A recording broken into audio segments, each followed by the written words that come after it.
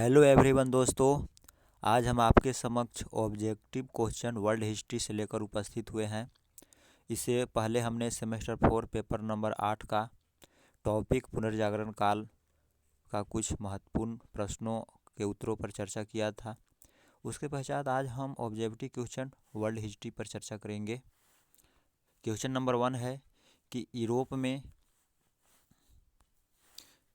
Europe में मध्यकाल की शुरुआत कब से मानी जाती है। तो यूरोप में जो है मध्यकाल की शुरुआत हमने बताया था इससे पूर्व के पहले के वीडियो में कि जो 5वीं सदी से लेकर के 14वीं सदी तक का काल यूरोप में मध्यकाल के नाम से जाना जाता है। क्वेश्चन नंबर 2, विश्व इतिहास के किस काल में मनुष्य सो गया था। विश्व इतिहास के किस काल में मनुष्य सो गया था। तो विश्व इतिहास के जो मध्यकाल था मनुष्य सो गया था। प्राचीन विश्व के काल में मनुष्य जगा हुआ था, लेकिन जैसे ही मध्य विश्व का काल आता है उसमें मनुष्य सो गया था। तो प्राचीन काल जो था वह शुरुआत से लेकर के 5वीं सदी तक चला था और मध्यकाल जो था 5वीं सदी से लेकर के 14वीं शताब्दी तक चला था विश्व के इतिहास में। क्वेश्चन नंबर 3, विश्व इतिहास को 5वीं शताब्दी से पहले जिस नाम से जाना जाता है उसे कहते हैं। तो विश्व इतिहास को 5वीं सदी से पहले जिस नाम से जाना जाता है उसे कहते हैं। तो 5वीं सदी से पहले के काल को हम प्राचीन विश्व का इतिहास कहते हैं। ए प्राचीन विश्व का इतिहास। क्वेश्चन नंबर 4, विश्व इतिहास में किस देश में 3री सदी में विशाल रोमन साम्राज्य का उदय हुआ था। तो ए में है जर्मनी, बी में इटली, सी में इंग्लैंड, डी में रूस। तो विशाल जो रोमन साम्राज्य का उदय हुआ था इटली। बी में विश्व इतिहास में 3री सदी में जो रोमन साम्राज्य का उदय हुआ था वो इटली में हुआ था। क्वेश्चन नंबर 5, जर्मनी के आक्रमण के बाद इटली 2 भागों में बटा था जिसे कहते हैं। ए में ऑटोमन तुर्की, बी में पश्चिमी रोमन और पूर्वी रोमन साम्राज्य का उदय, सी में उत्तरी मैनचेस्टर और पूर्वी मैनचेस्टर, डी में उत्तरी अमेरिका और दक्षिणी अमेरिका। तो जर्मनी के आक्रमण के बाद इटली 2 भागों में बटा था जिसे हम पश्चिमी रोमन और पूर्वी रोमन साम्राज्य का उदय हुआ था, है ना। पश्चिमी रोमन और पूर्वी रोमन का साम्राज्य का उदय जर्मनी के आक्रमण हुआ था उसके बाद। क्वेश्चन नंबर 6, 3री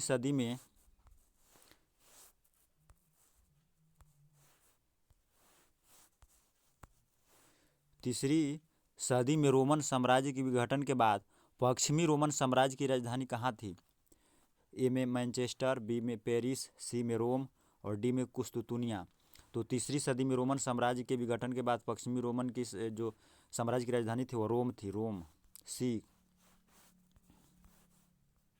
क्वेश्चन नंबर 7, 5वीं शताब्दी में जब रोमन साम्राज्य का पतन हो रहा था उसके बाद किस काल की शुरुआत होती है। ए में है मध्यकाल, बी में है प्राचीन काल, सी में आधुनिक काल और डी में नवयुग। तो 5वीं शताब्दी में जब रोमन साम्राज्य का पतन हो रहा था तो मध्यकाल का शुरुआत हो रहा था, मध्यकाल।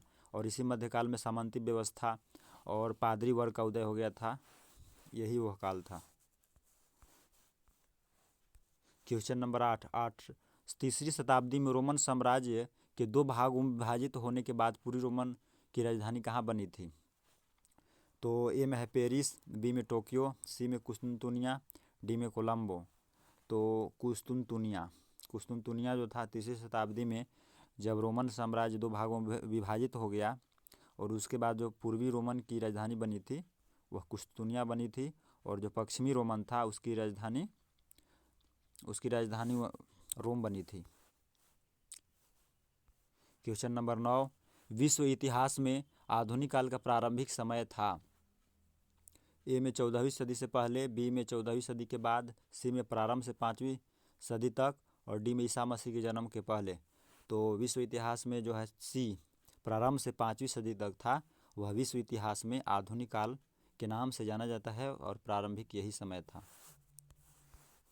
क्वेश्चन नंबर 10, ईसा मसीह के जन्म के बाद के काल को क्या कहा जाता है। ए में है BC, बी में AD, सी में सेंचुरी, डी में 10th।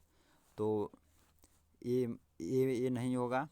BC का मतलब होता है बिफोर क्राइस्ट, AD का मतलब होता है एनो डोमिनी यानी ईसवी, और BC का मतलब बिफोर क्राइस्ट यानी कि ईसा पूर्व।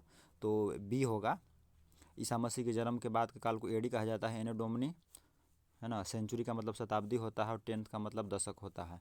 तो एडी होगा एनो डोमिनी।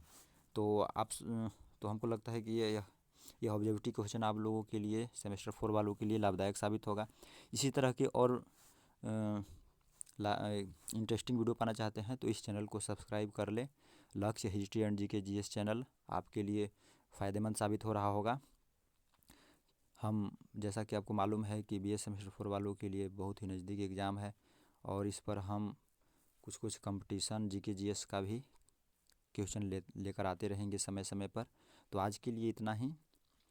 जय झारखंड, जय हिंद, जय भारत।